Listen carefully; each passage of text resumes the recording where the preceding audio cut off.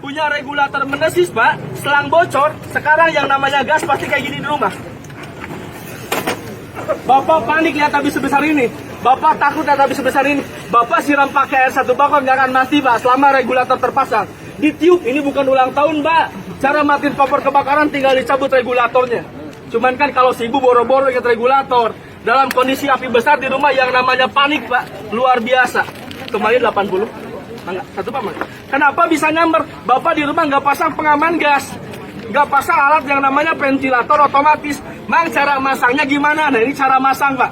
Yang polos sama yang warna kuning. Di sini ada keterangannya. Kali kadang-kadang yang namanya manusia suka lupa.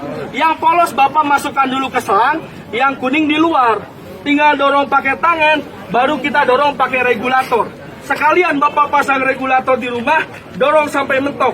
Dorong sampai mentok kayak gini, Pak. Baru pasangkan lagi cincinnya.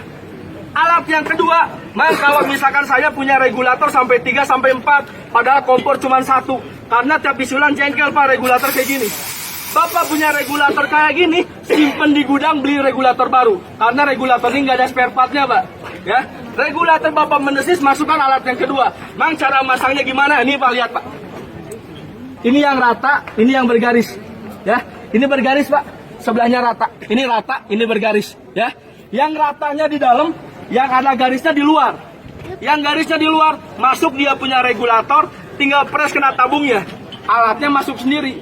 Bapak tukar tabung isi ulang, alat nempel di regulator nggak akan ke bawah. Makanya saya bilang uang Rp10.000 itu seumur kita pakai kompor gas. Regulator kita aman. Sekalipun ada karet tabung, lebih bagus. Kalaupun nggak ada karet tabung, nggak masalah.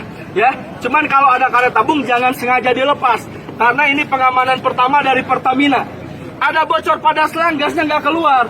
Bapak kasih api jarak dari rumah, dari dapur ke ruang tamu 5 meter, Pak. Ngerokok di ruang tamu, di dapur gas bocor, api nyamber.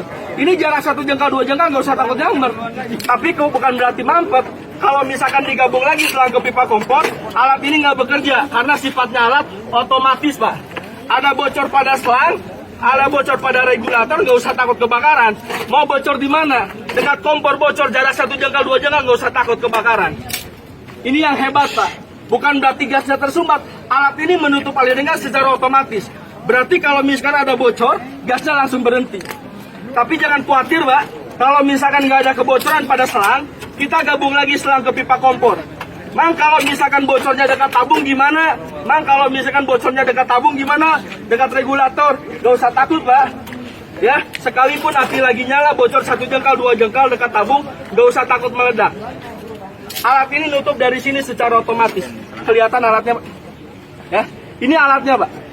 Uang Rp10.000, karena yang namanya bahaya nggak pernah tahu, Pak, kapan datangnya. Yang namanya musibah kita nggak pernah mau kapan datangnya, Pak.